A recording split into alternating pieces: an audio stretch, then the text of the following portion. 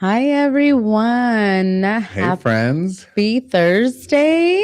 We're back. For anybody that's new joining, it is SalLynn Duran, and I am sitting here with Brandon Beston. We are Spill the Tea, Build the Block. and we have a special guest speaker this evening. Yeah, Ryan Belinak. Hi, guys. Thanks for being with us, Ryan. Yes. Thanks for the invite. Yeah. So, Ryan, tell us about yourself. Why are you here today? Oh, goodness gracious. Why am I here today? I'm the director of growth and development at Keller Williams Downtown. For everybody on this tonight, I have the pleasure every day to get to work with you guys and sing your praise because you're both such rock stars. So, Thank you. so I'm super honored to be here tonight and to get to be in on this conversation and chat a little bit about the market and a little bit about the industry and the career and all of those kinds of things. Yeah. So we'll get into that in a moment, but we've been off for a couple weeks. So, Yes. SalLynn, what have you been up to? How'd you spend your last 2 weeks? Summer's been super busy as always for me, a mom of 3 kids. Our summers are just jam-packed with events, graduations, parties, baby showers, birthday parties, camping trips, all of the things. So just really enjoying my time with my kids and my family this summer. And so I've just been, honestly, I feel like living my best life, and I've just been super happy about my personal life, about my business. I'm excited for what's to come. So I'm just feeling really, really positive versus like, I think a couple of weeks ago, I just kind of, in and out of things. Yeah. So it's been busy. That's awesome. Summer. I've been in the sun. That's the awesome thing about this career and this industry and our lives that we're building is that we get to live magical, beautiful lives. Yeah. Yeah. And it's not always sunshine and rainbows. Yeah. But I do think maybe being out in the sun is what's helping me be so happy. Yeah. A little dose of vitamin D. Yeah. Yeah. So I love podcasts and I listen to podcasts all the time. And there was I was listening to Baby, it's Keke Palmer. Mm-hmm. She was interviewing Oprah Winfrey, and Oprah Winfrey was talking about like when she was, in her career and the tabloids were always talking about her. She would call her mentor, Maya Angelou, and Maya Angelou would say, "Stop complaining. Stop it." She would say, "Stop it. Just stop it." Yeah. She says, "Say thank you. The cloud that you're in is preparing you for the rainbow that you're about to experience." Mm-hmm. Which I I thought like was really That's awesome. cool. Yeah. It's good perspective. So how have you been? What have you been up to? Your birthday. Happy birthday. Happy Thank you. Yes, she turned 30/11. Nice. 41. 41, yeah. Where did you go? How yeah. was it? It seemed like you had a blast. I had the best time. I went to Provincetown, which is one of my favorite places. And I have a place there, and I brought some friends from Denver. Nice. So there was 9 of us total, including me, and 5 of them had never been to Provincetown before. So it's amazing to show people the one of my favorite places and like show them all the things that make me happy and why I love it. And they fell in love with it and they can't wait to go back. So that's I exciting. had a lot of fun, met a lot of new friends. It was Bear Week, which is one of the busiest weeks in Provincetown, and just the people, it's so, yes, we're all on vacation, but it's just like how it's like an example and a little taste of how the world should be, where everyone is just nice and beautiful and friendly and happy and all the things. So it was really amazing. We have to go. I've never been. So. Yeah, you should not. Yeah, you can go anytime, but Bear Week's a little wild. Yeah. So Ryan, what have you been up to in the last couple of weeks? I know this is your first time on the podcast, but gosh, what have I been doing on the past couple of weeks? I would kind of echo what both of you guys have said. I mean, it's been a great summer.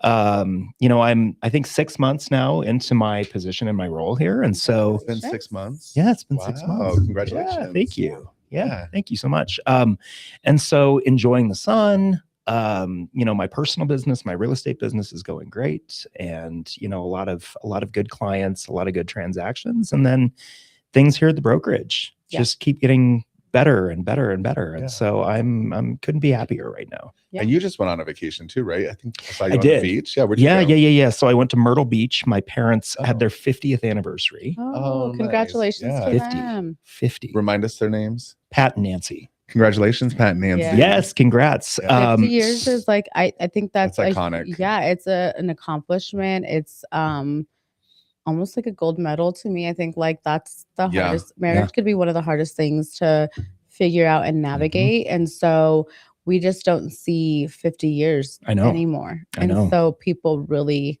sticking together and writing it out. Yeah. It was really special. My mom and I kind of snuck away onto the boardwalk one afternoon. Everybody was on the beach. And we, of course, were having gin and tonics. And we sat in some big beach chairs and we were just chatting about life and all of that stuff. And I said, so tell me what the secret is. And she said, you know, love goes through different phases. And she said, you really go into this phase of just, this is the person that you would do anything for, you know? And she said, you have to be adaptable for the seasons and the changes. I'm like, good advice. Yeah. Hopefully that's good advice somebody for that at some point. Yeah. Not just for love, but also for business and I think in anything. I think I tell people all the time, even with not only just marriages but any relationship, any friendship requires work. And so it's a commitment, you know, you have to show up. And then she said, you know, you'll be celebrating yours sometime. And I was like, well, let's see here. If I meet somebody now, I'll be celebrating that when I'm 95. That'll be fun. So there was good. Weather was good out there. Weather was great. Weather was hot. It was supposed to rain the entire week. And we had maybe one afternoon that's good. where we got a little rain shower. So it was hot. And it was nice. The beach was beautiful. Yeah. So we had a good time. Yeah, the pictures looked good. Yeah. So, I was at that point where I was like, I just need now to take a few days. Not think. That's important. Yeah. And I think in our industry, in our careers, like getting away and not working is really, really hard because you hope. And I feel like people say when you go on vacation is when you get super busy. Always. And it's kind of like, oh, I just want like one day to not have to respond to like one work email, one text message, like one thing that has to do with real estate you don't want to do, but we get it very rare. It's very rare that it comes to this trip like I was on it. I had a lot of days where I did not have to. That's amazing. Good for you. I think I've been able to set up systems and thanks to our office, and we'll get into that. But it's interesting. It's always been important to me, like in a leadership role in a real estate office too, to lead by example, you know, because I tell everybody, I'm like, if you don't make time for yourself and if you don't put up those boundaries, you're going to burn out. Right. And so I've always done that. And I always tell everybody at the brokerage, you know what, I'm out. I'm not going to be monitoring stuff. Like I'm taking that time to actually do it. And I think we have to lead by example. And we have to remember we're not heart surgeons and we're not firemen or fire people. So fire people. Being you know, inclusive. This is an inclusive podcast. So fire women, fire everybody. Before we go into what our topic's going to be about this evening, I was at the coffee shop, one of my favorite coffee shops in Thornton, Summer Moon. Their moon milk is delicious, but they had like a thing of summer, and I did a little post on my story, like, are you? Because I see people like ready for fall.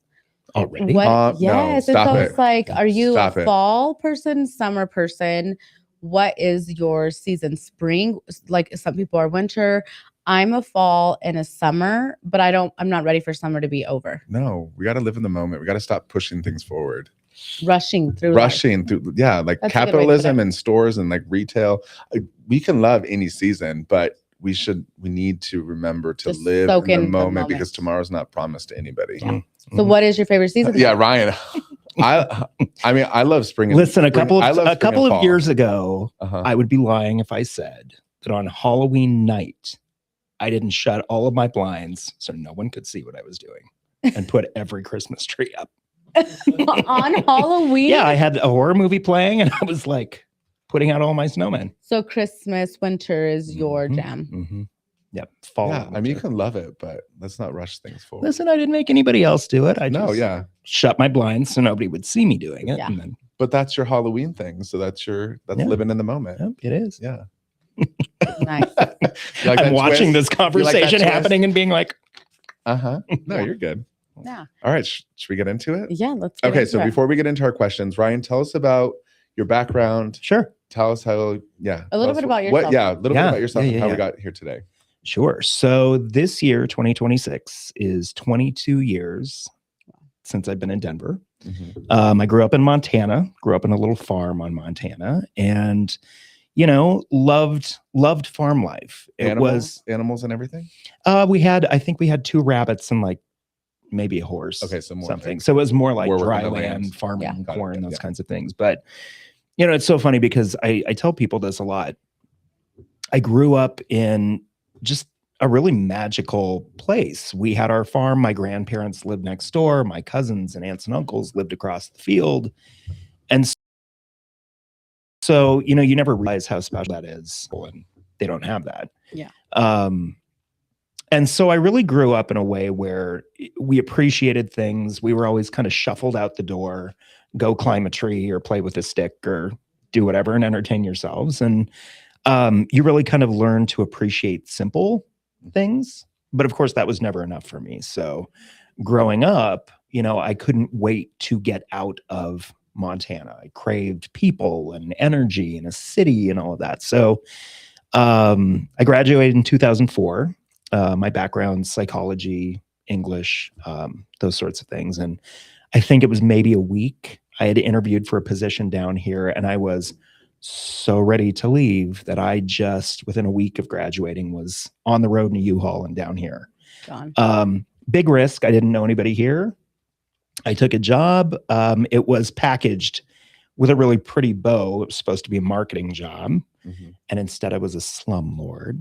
I was leasing Section 8 housing, little studio apartments and all of those kinds of things. And so I kind of fell into real estate. Yeah. You know, it was never what I kind of set out to do. Mm-hmm.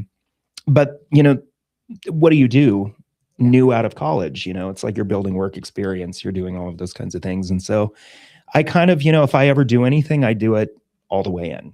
Yeah. I never do anything half-assed. And so, you know, I was like, okay, I'm going to make this work. And so I did property management. I found a dead body.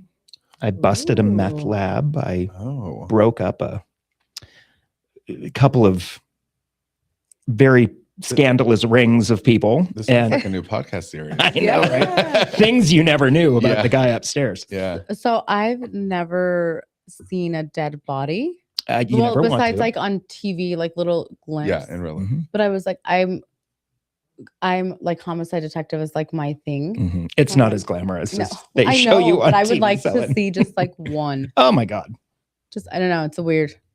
Maybe just go Have you been to like a funeral? mortuary or something? Yeah, go to a funeral with an open casket. Yeah, I know, but like in action, not in action, but like.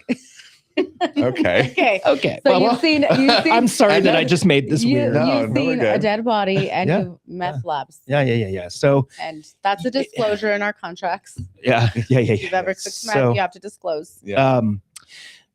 So I had a lot of time when I first moved here. Yeah, I'm like, what in the hell am I doing? Where am I at? Like, this is not what I anticipated it being.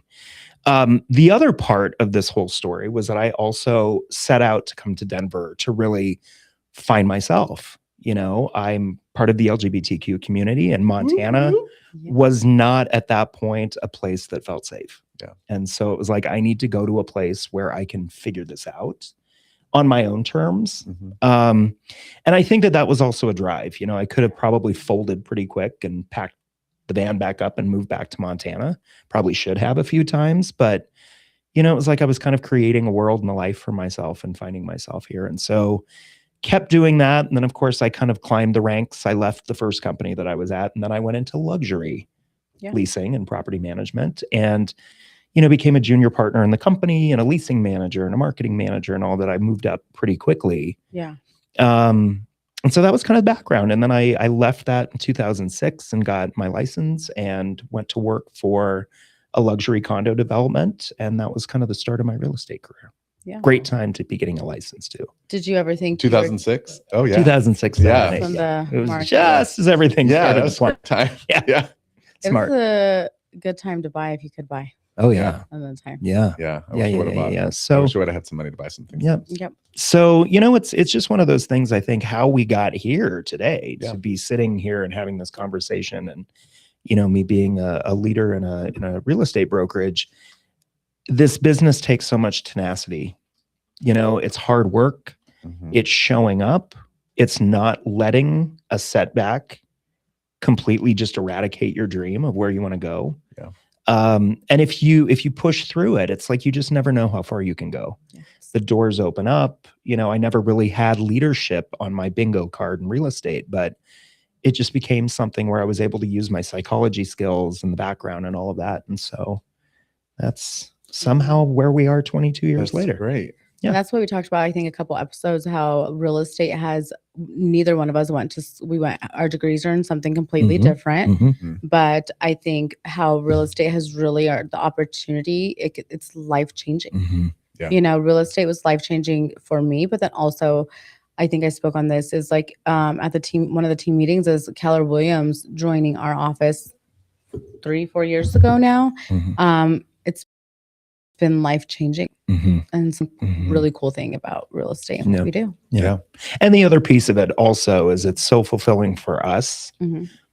But at the end of the day, I know that we're all in this also because you get to change lives. You get to change lives. You get to help people find, you know, I hate when people talk about houses. Yeah. It's a home. Yeah. You know, and especially working in the luxury market, you know, you get into big homes. Yeah. And you have to remind people this is still somebody's sanctuary. This is still somebody's safe place. Yeah. You know, and it's like when life gets really tough, there's one place that they go to in that house to feel safe. From multiple. Absolutely. And so you're creating that. You're creating something and helping them see that it's more than just structure.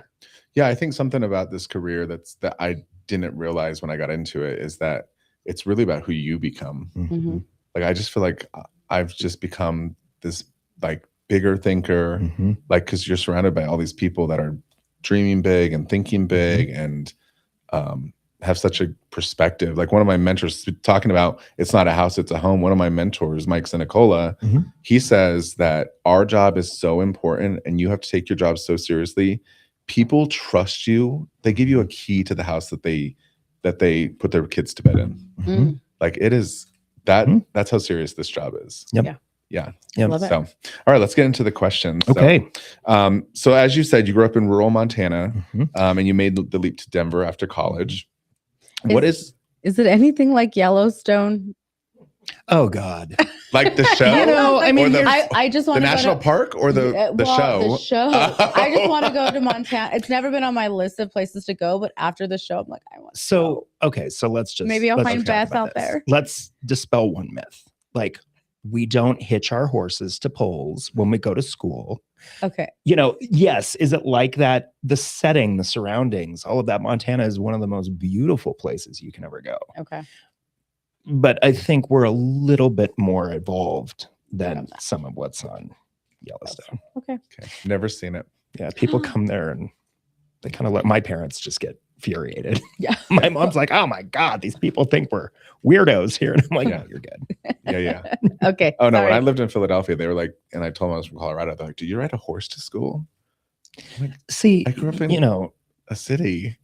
I hear these questions and I'm just like, have you ever been outside of your home? Like what is wrong with you? It sells you. Yellowstone sells you a lifestyle or like, and it's people fall in love with it. So I just like, I have to ask. Now Yellowstone Park, I have to tell you both. Never if been. you've not It's on been there, Go. you have to go. Yellowstone Park is one of the most magical, that's where the stunningly Grand beautiful, right? Tetons, the Grand Canyon, you know, the geysers, all of yeah. those kinds of things. It's a truly magical, beautiful place. Okay. My last interruption. Well, as I was saying, I drank an Alani before this. So I'm all woo. All right. So you grew up in rural Montana, as we talked about. You made the leap to Denver after college. What was it about the energy of Denver and the housing market that made you want to build your life and career here? Yeah. Well, I can't really speak to the housing market because again, when I moved here, it wasn't for a career in the housing market, but the energy. And you know, one of the stories that I can tell is when I came down to interview for the position that I ended up getting, it was in the spring to kind of explore Denver and meet the people and all of those kinds of things. And I'll never forget the hotel that I stayed in was right off of 6th Avenue in Westminster. It was the DoubleTree. That's like right as you turn the corner on 6th Avenue and you kind of head down towards Denver. And I parked and then I was like, I'm going to go explore. And I came around the corner around 6th as it kind of starts to head into Denver and just the buildings, you see the skyline.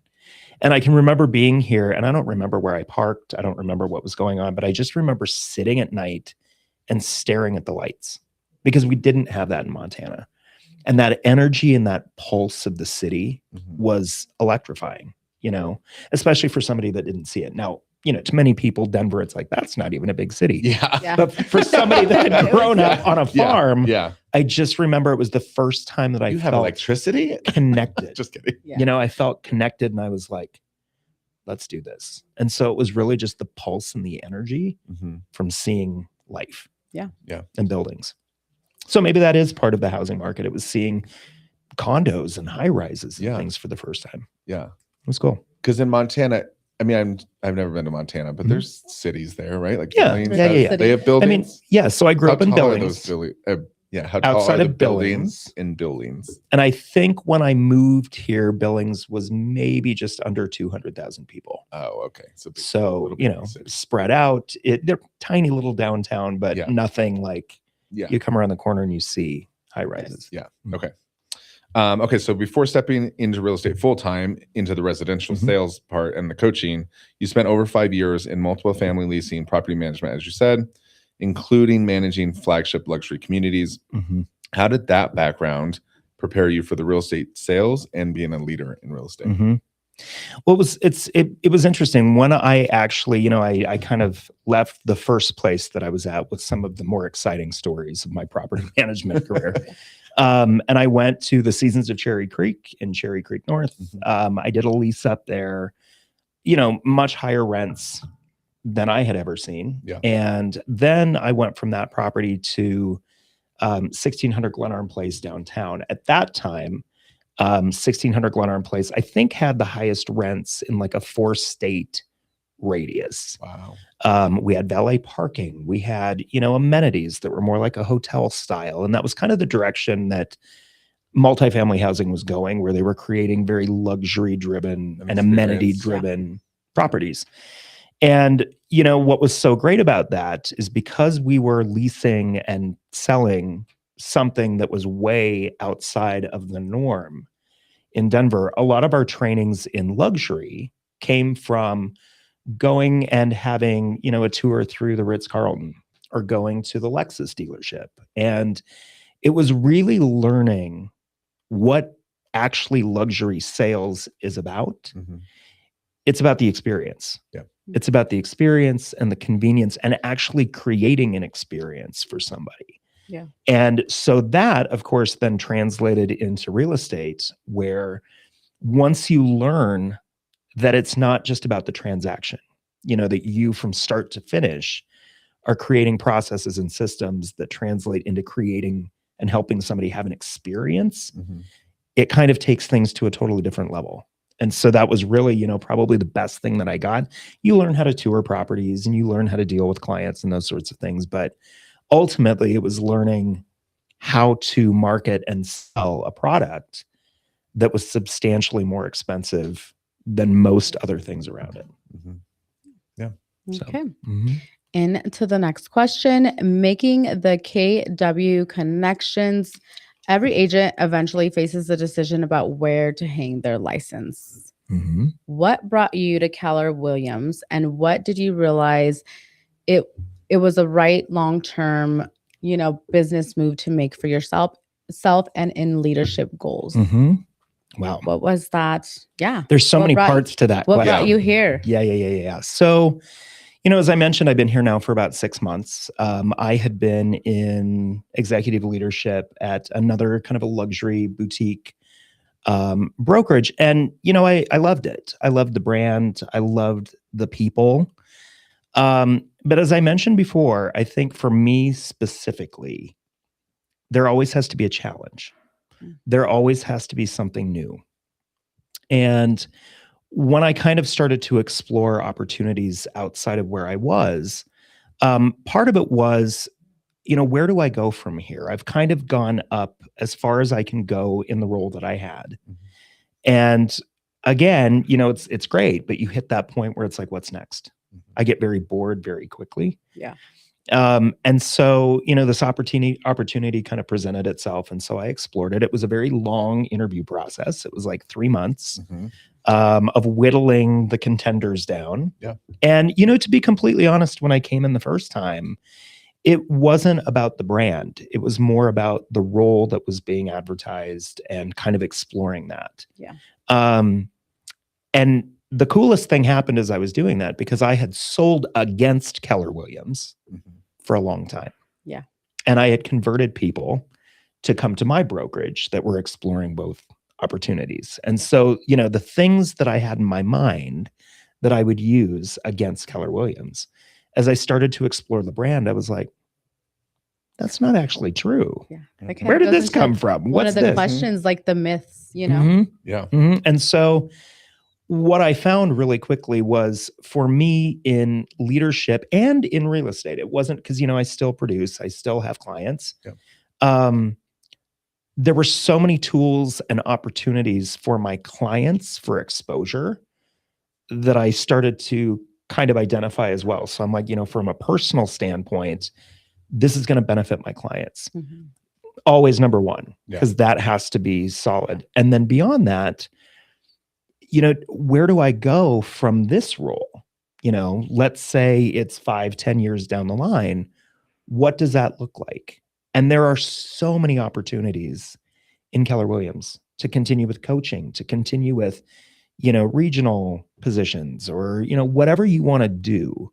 It's such an incredibly large company that there's so many opportunities, and not just for me, but also for leaders in our office. And so it was just kind of a no-brainer, that once I started to realize everything that was on the table, then instead of just pursuing it because I thought, well, this could be a good opportunity, then I started to get a little competitive. I was like, I actually really want this. I really want this. And then, didn't find out until January that I was. So during the interview process was making you more excited about. Oh my gosh. Yeah. Because I'm also one that I do a lot of research, and it was like, I started to research this. And I started to just realize the power of Keller Williams. The other thing that was really important for me is in brokerage right now, there are so many mergers and acquisitions and companies that are buying this company. And that was actually happening in my previous company. Our parent company was actually purchased by a big name. And, I've gone through mergers, I've gone through acquisitions, I've gone through all of those different things. And Keller Williams is such a stable, large name that the risk here for me of being able to carve out a new career and not have to worry about all of those things happening was super appealing. Well, and it's you're the one that gets to decide what your next career move is here. It's not decided what's going to happen. What's not decided for you. Yep. Okay, so before we get into the next question, you were saying that as you were going through the interview process, you had these myths or these ideas of like how you would sell Keller Williams against Keller Williams. What are the myths? What was the biggest surprise or the biggest myth that you learned about Keller Williams, if you want to share?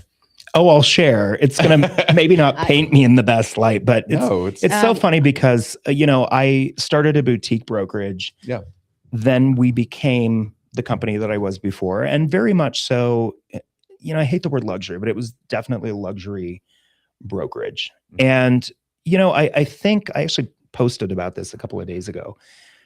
Keller Williams, by far, because of the size of the company, sells 2.5 times more luxury properties than any of the luxury brands. The difference is Keller Williams doesn't lead and come out and say that they do it. They just do it. Because we have so many agents, right? Because it's not about Keller Williams, it's about the client. Right. And so we've got so much more market share in that luxury realm. But in my mind, I hadn't done the research. I didn't know. And so admittedly, I was like, oh man, like I'm going to Keller Williams. And then I got here and I was like, oh, we're pretty cool. Pardon my language, but I'm like, holy shit. Like Keller Williams is a behemoth. And so that's one of the biggest myths, is because everybody always talks about wanting to be a luxury agent. And everybody always wants to aspire to go to these places. And if they knew not just about the amount of luxury that we do, but then also they knew our split model and our capping model and how much more of their paycheck they would be able to keep if they were here, it would be 1000% a no-brainer. Yeah. Which is fine. It's like, we're not a good fit for everybody. I don't want everybody here. Right. But that was, and that makes me sound a little hoity, I think, when I started to look around. Yeah. But to come into this and just go, oh my God, like I'm a part now of such a powerful network. Yeah. But at the same time, I also have friends that have gone to luxury brokerages and they've told me stories over the years of clients calling them who sold their home with somebody else. And they said, well, I didn't reach out to you because my home isn't the nicest one in town, or it's not the fanciest one. And if I ever heard that from one of my clients, it would be like a dagger in the heart. Yeah. Because it's like, I'm here for everybody. Right. Well, and what you said about when you were saying about luxury, when you were working at the luxury leasing, that it's about the experience. It is. And so really, like, yes, we say when you think of luxury in real estate, you think of multi-million-dollar homes, but really it's about the experience. And we should be providing luxury experience to all clients, no matter the price point. Yep. And I think that's what Keller Williams does well, is that and Gary Keller says it all the time, like, our job, we're in service to buyers and sellers. That's our job. No matter the price point. And I think one thing that I love about Keller Williams myself is the network, right? Oh my God, you go huge. to these big conferences, and so to have your luxury listings like plastered to every Keller Williams office around the world, that's only better for your clients. You go to these conferences and you meet people from all over the world who also sell luxury. It's like we have one little hub to connect it all together. So I think that's like an amazing thing. And we've been doing calls here the first Wednesday of every month with our and I've been on the calls, and he's a huge top producer out in California, and he is like, we should be treating all of our clients like luxury clients. Is it Brady? Because Brady and Sandals? he does. Great. Yeah, I think they sell. I want to say, and I could be wrong, like 100 homes. Yeah, they have a closing every day out in Palm Springs, Mhm. and he's like, every client should be treated like a luxury client, because you are really selling a lifestyle, a dream. You're selling something, not just a house, but you're selling something, a home, right? This is where you have Thanksgiving dinner. This is where you have backyard barbecues. Like, so you should be selling it across the board. It's really interesting too, because, I think part of the sad thing about our industry, I think, is, in many different social circles, realtors and real estate in general has a really bad rap. It has a really bad rap. And I think part of that stems from some of the agents that you see on television, in different shows and different things. And, it's all about them. It's all about the car that they roll up to. It's all about what they do, their lifestyle. And I even watch, different social media from different luxury agents. And I'm like, what does this do to potentially ever give a nugget of good information to the consumer, right? And it's become so them focused that it's like, where does the client live? The client is the superstar here. Yeah. It's their home. It's their purchase. We really are. We should have a server mentality, because it's like, we are providing service. And the better service that you provide, the more luxury experience you're providing for somebody. Absolutely. So nice. I love it. Okay. So the next question, defining growth and development. As you are the director of growth and development, your role isn't just about recruiting, but it's also helping the agents succeed. What are you seeing now in your typical day? What are agents coming to you for in regards to coaching them or helping them within their business, for not just agents coming to our office, but agents already in our office? What does that look like for you on a day-to-day basis? So it's definitely shifted. I've been coaching agents for a long time now. And I think one of the things that's really important to remember is that the way that we do real estate now is completely different than we did real estate a couple of years ago. Things that used to work aren't working anymore.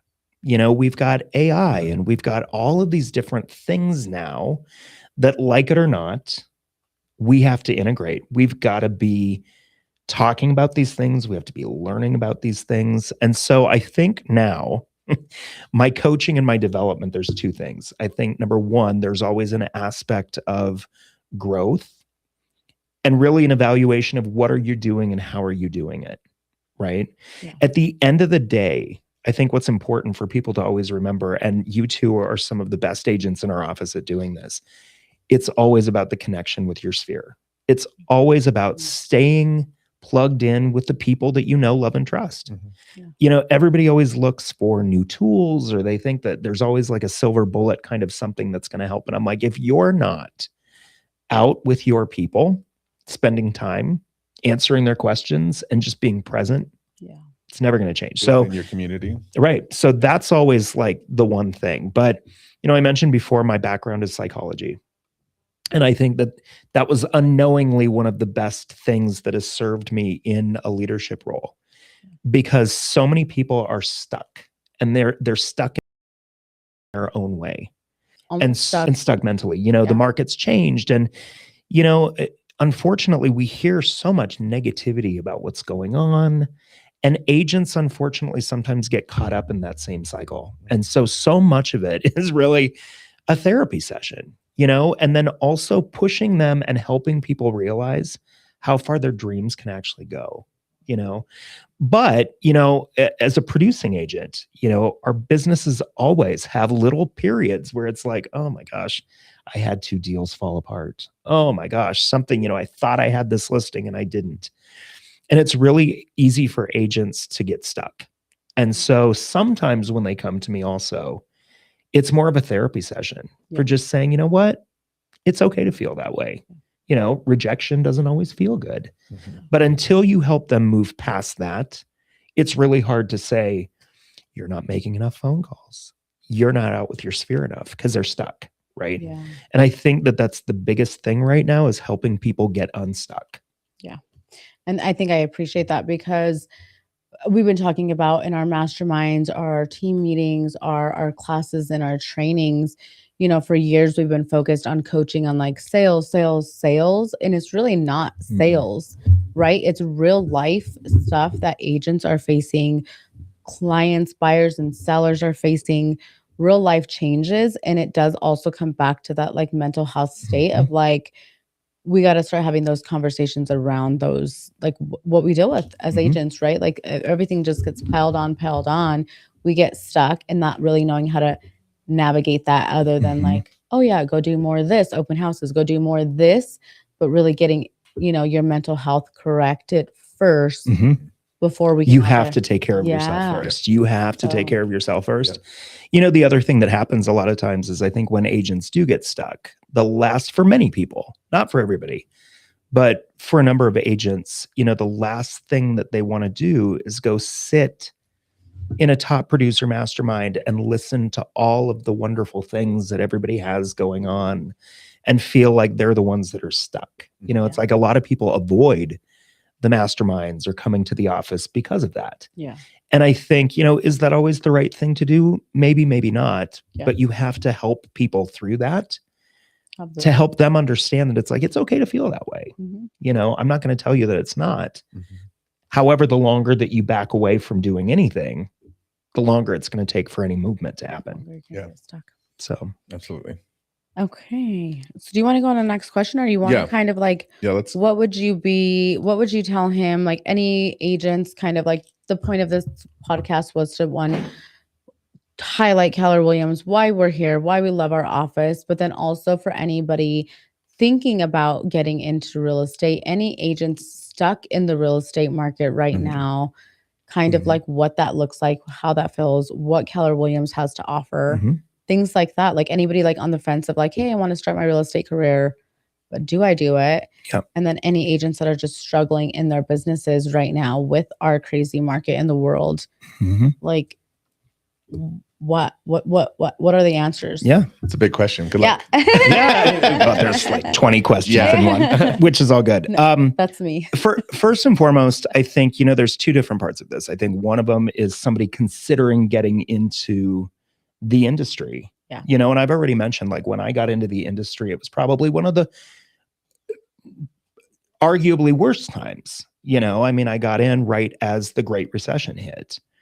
I didn't know anything different. Yeah. Right. I didn't know anything different. And so you learn how to be successful. And you can learn how to be successful in any market. So first and foremost, I think anybody considering being in this business needs to do it because they want to be there, because they have a passion for it, and not just, I like to look at homes. Mm-hmm. You have to have a servant mindset. You have to be not always attached to the outcome, right? Amen. And you also have to not listen to the noise, because this market is not a terrible market. No.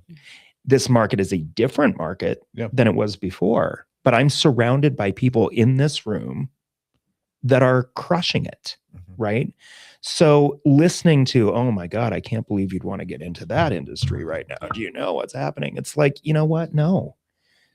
There are so many opportunities. And I think for anybody considering or agents in it, you always have to remind yourself as well that it's like, we are the ones that have all of the information. We know what's actually happening, right?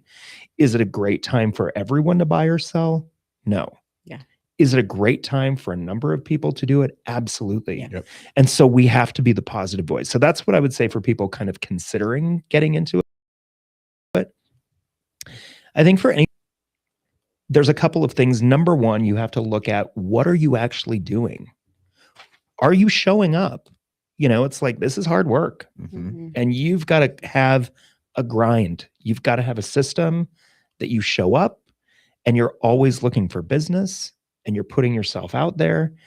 But then the other thing that I think is important is you also have to look at the support that you're getting from your brokerage, right? If you're walking into an office that's crickets and it's empty, I hate to say it, but it's like that collaboration now, and being surrounded by people that you look at. Exactly. Collaborate. Yeah.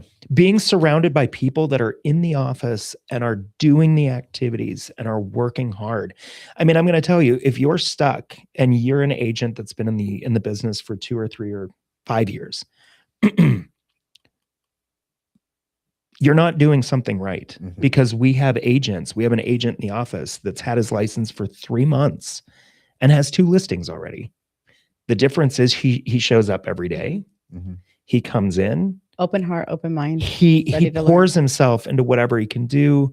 He spends time reaching out to his sphere. And so if you've got somebody brand new, not just to the industry, but also relatively new to the city, that can come in and do that, then you're not getting the coaching and the support and the training and the help to push you forward.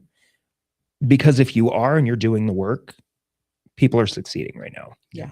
Something you said is like, you always have to be out there looking for business. And I would push back on that a little bit, is that, like you said, we have all the info and we're in the service industry. So we should be out there providing information to people. True. So that the business can find us. Yep. Because like you said, it's not the right time for everybody to buy or sell, but it is the perfect time for a lot of people to buy and sell. And so really, if you're out there providing the information and providing value, coming from contribution and then, knowledge, actually knowing what's happening, then the business will happen. And that's what we both do. And I think that's why we're both having a great year, even though the market is tough or whatever. Yeah. I think the interest rates, right, has been the biggest thing, and the biggest talk for agents stuck in their businesses are just buyers and sellers sitting on the sidelines. The rates have been what they are now almost 3-4 years, right? Like we just have, like, it is what it is. And it's just like, you have to just pick up and keep moving. Rates define, they are what they are. So either you're going to do it or you're not going to do it. And it's like, how bad do you want it or not want it? And how bad are you willing to work for it or not work for it? And both a seller, buyer, are as real estate agents. Like they just, It all has to work together. I feel like we just skipped over a few questions. Yeah. There were more in there. There was like a lot more.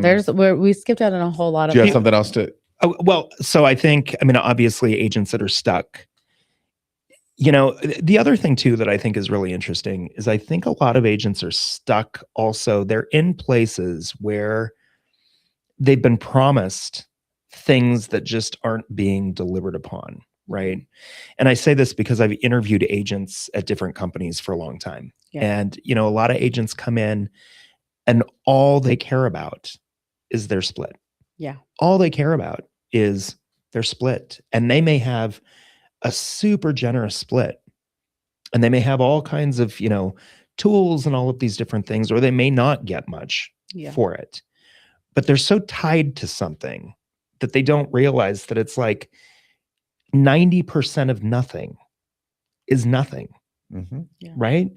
90% of nothing is nothing. And one of the lines that I've always used with people is I'm like, well, do you want 90% of a grape or do you want 80% of a grapefruit or a pineapple?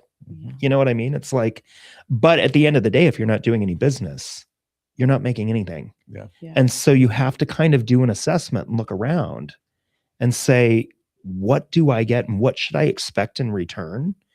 You know, if there's all kinds of classes and masterminds, and that's what I can say about here. Like, I had to look at the calendar when I first walked in here and I was like, I think our agents are overwhelmed. I think they're getting bombarded by so many things that they can't even keep up with it, you know? And so our problem was, do we have to pull back a little bit? Should we scale things down a little bit to make sure that people can actually attend everything? I would rather have that than have, when was the last time you were in your office? What was the last good class that you attended? And they kind of get a blank stare and don't know how to answer it. So, and that's, I think, the only way to learn, right? Like, you can't, no matter how many years you're in the industry. My TC was like, I knew you were going to always be successful when you first got licensed because you were asking all the questions. You were never afraid or embarrassed to ask a question, stupid or not. And I still ask because I want to know and I want to understand, but to be better, right? Like, we read books to become smarter and learn about different things in the world. And so I think it's the same thing. You have to continue to learn. And this industry is so interesting because, you know, so much of the education that you get is by practical experience doing things. And if you've not done that, right, just being able to sit. Oh my God, what's happening over there? I am so sorry. Which is this new light. So I usually, my mom is always like, your face is shiny. And I'm like, I'm glowing like J-Lo, but I'm just like melting. Melting under this. Is that better? Right, so much better. There we go. Clean up on aisle 5 over here. Premenopausal. I was like, what's happening over here? Okay, what were you saying? I don't quite remember what I was saying. One thing, if I could interject a little bit. Please, come on, producer. So you guys talk about like all of the classes and all the trainings that are offered, but it's not like the office is hiring a bunch of people to do these classes and to do these trainings. It's everybody in the office that's pouring back in. And that's what's so magical and so good about the office. I know where, thank you for that. Cause I also remember now where I was going with all of this, but I think for any of us, you know, just sitting and listening to a situation somebody's working through, or when people are sharing, you know, oh, well, when I'm working an open house, this is actually what I say when I greet someone, or this is a different way of phrasing this. It's hearing all of these things and soaking it up and going, oh my gosh, I never thought of that. I really like that approach. I like that style, or that doesn't work for me, but maybe I could try this. And those conversations of being surrounded by people, like for any of us that have been new, it's like, that's when I've grown the most, is when I've showed up to a class and been like, years ago, I'd never done an inspection before, but listening to how seasoned agents were handling things, all of a sudden, you know, it gave me so much more perspective on what you should do and what you shouldn't do. And so if you're not surrounded by people that are having those conversations, you're missing out on the education and also being able to develop as an agent.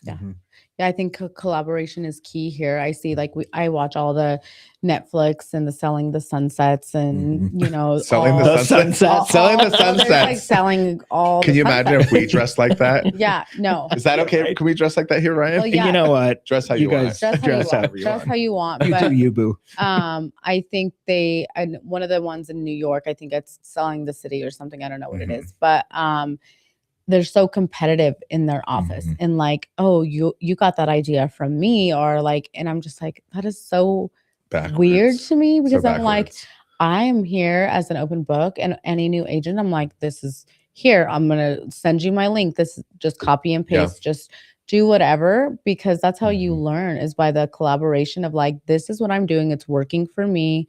Here is literally the blueprint of what I do. Take it if you want to take it. Yeah. And so I'll never forget the very first meeting that I was at when I was actually introduced to all of you guys. It was right before family reunion. Family reunion, for those of you that don't know, is like the yearly mega conference that Keller Williams puts on, international conference. Yep. I had been here 2 weeks and went to that, and I felt like I was boarding the mothership. Yeah. I've never seen so many people before in my life. But I remember we were kind of prepping for that. And one of our agents, Sean, who's on the ALC, has really perfected a referral program. Yep. You know, and has like not just perfected the program, but come up with an entire thing. And I was sitting there, and he put up on the screen, here's what I hand out. This is exactly how my program works. This is this. And I remember watching it, and I was like, that is so generous to perfect that and share it with every agent in this office. Not because it's territorial and because he's trying to, you know, cover it up and hide it for himself, but because there's plenty of business to go around. Yeah. And if it helps other people, it's going to bring more life to the office. It's going to bring all kinds of things. And so that was literally what I walked into the very first meeting. And I was like, this. Yeah. Well, and again, this was the right in decision. the service industry. We're here to serve our clients. And if we can help each other serve our clients better, why would we not do that? Because my clients are my clients, your clients are your clients, your clients are your clients. And the more connection we have if you can provide a better service and build a better reputation for our industry, why would we not want to do that? Yeah. Yep. Yeah. It's all about connections. All right. I know we're going long today, but this is our season finale. I don't know if we said that at the top. This is season finale of we said it season 1 ago. Oh, we did. all Okay, forgot. perfect. Okay, so let's just get into. I'm gonna skip down to the myth busting question. Yeah. What is one common piece of real estate advice that you think agents should completely stop listening to? It's a bad time to get into real estate. I hear this all the time. Why would you do that? You're going to leave a paying job to go into this. This real estate is always, there are careers that are born in whatever people perceive to be good markets, bad markets. And so stop listening to the noise. Yeah. And do it. Yeah. Okay. Short and sweet. Short and sweet. All right. Okay. So the next question is, what does building the block create long-term community impact real estate mean to you personally? You know,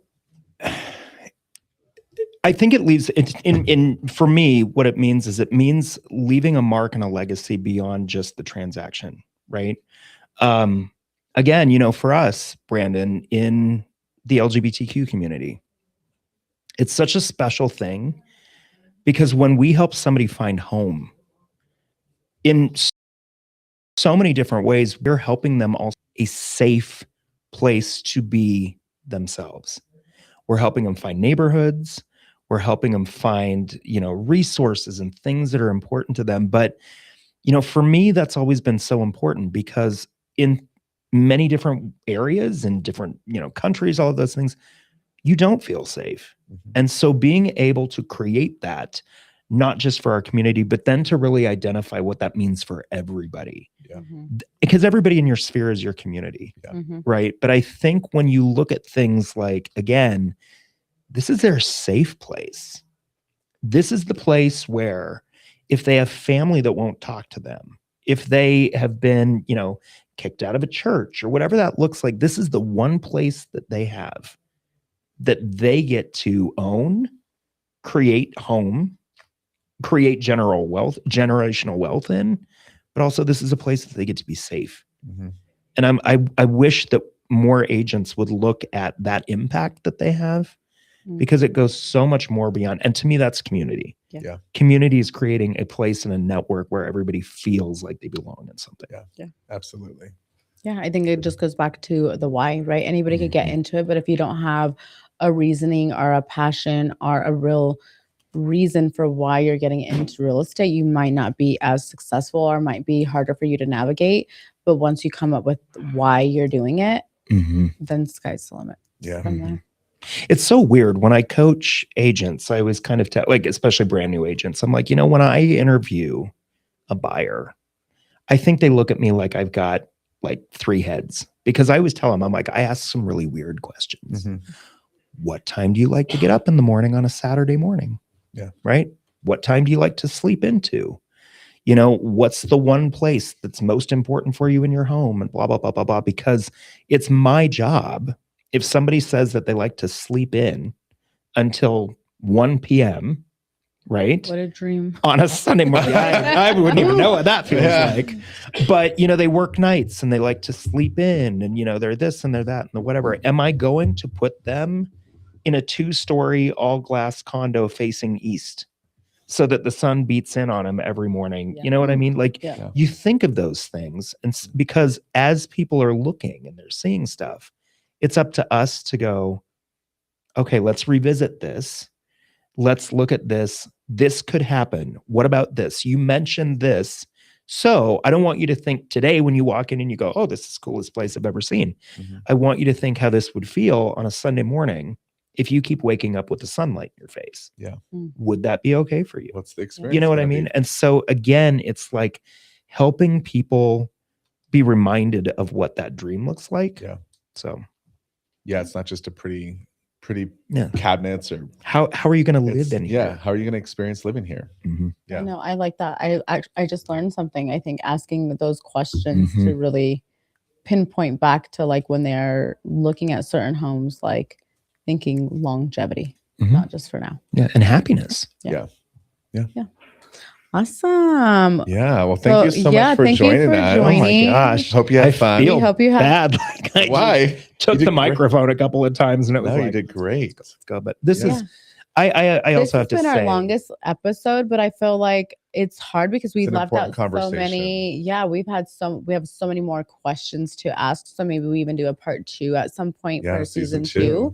But I think it was great conversation Yeah. and really good connections here with who you are, where you come from, your relations to Colorado, the way that the two of you connect, and how you brought so much good energy into our office, and then just people exploring getting into real estate, because we've talked throughout the season how it's been life-changing for us, Yeah. but then just having real talk Mhm. and spilling real tea about our current Mhm. market and the state of what it's looking like, and the scarcity mindset and all the things that Mhm. of just being stuck. Well, and I have to say how proud I am of both of you, right?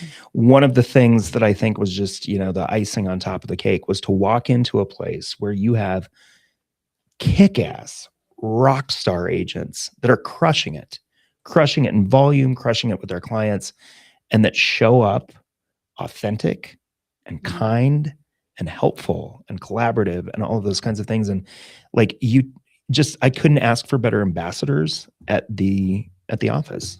You just make us all look like a place that I think everybody else would be nuts not to want to be part of. Yeah. So thank you both. I think people are nuts not to be here too. Yeah, Yeah. I think so too. Yeah. I think you're all nuts if you're not here. Yeah. My husband 4 years ago was like, you might as well go and just see what it is. And then if you don't like it, then you could always go back, to where I just had to go see, because you hear all those myths about Yeah. Keller Williams. They're going to take your leads, all these crazy things. And it's like, It's wild. it's been Couldn't be life-changing. far- couldn't be it's been further from the life-changing truth. for me. I'm one of the lucky ones. I started here.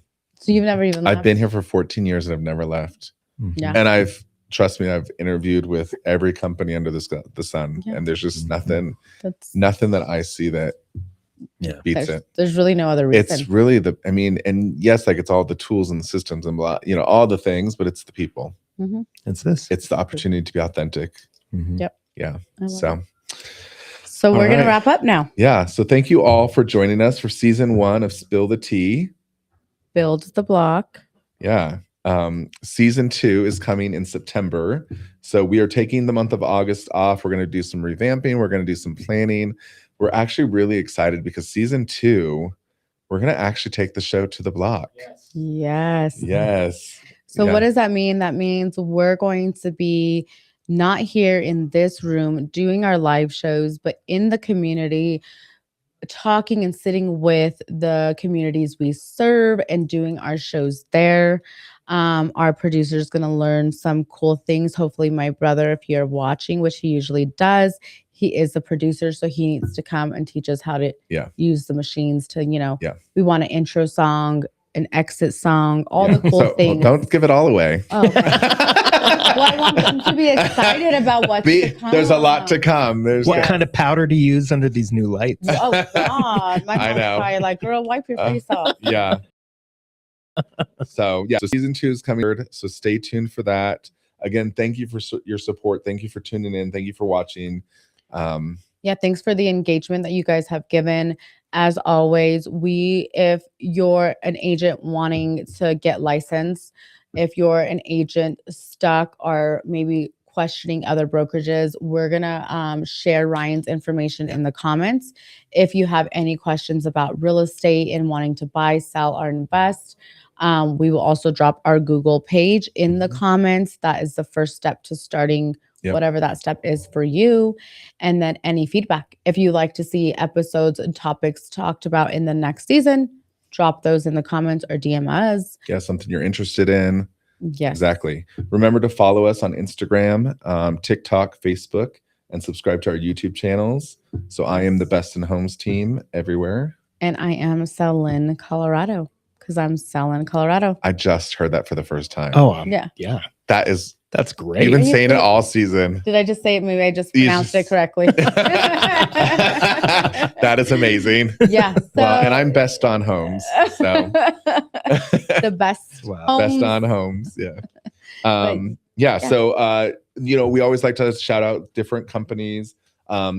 Since this was a real estate episode and for real estate focused folks, we're going to shout out Rocky Mountain Title, which is our in-house title company. They're a great title company, provide great service. They're local, amazing. If you need them, they pick up the phone. So that's who I work with. That's who I work with as well. And that's also another key point of what keeps me here is we have like an in-house title company where we can just go upstairs and ask questions about things that we need to know, pull histories on homes before we list them.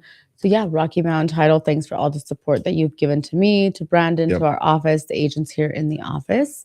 And that is it for season 1. Well, no, we still have one other company to shout out. Oh, who? Our producer. Oh, yeah. I'm telling you, it's hot in this room. So special thanks to our producer, Josh, who's been our producer all season, helping us behind the scenes. On the magic mic, the God mic. But Josh is also a lender with Barrett Financial. So if you're interested, if you have questions about lending, fill out the Google form and we'll get you over to Josh as well. Yeah, he's amazing. Yeah. So again, thank you for sticking with us for a long episode. Thank you for being with us, Ryan. Oh my God, thank you guys. Yeah. Season 1 of Spill the Tea. Build the block. We did it. Yes. Yeah. All right. We'll see you next season. Bye, everyone. Have a good, fun, safe weekend. Adios.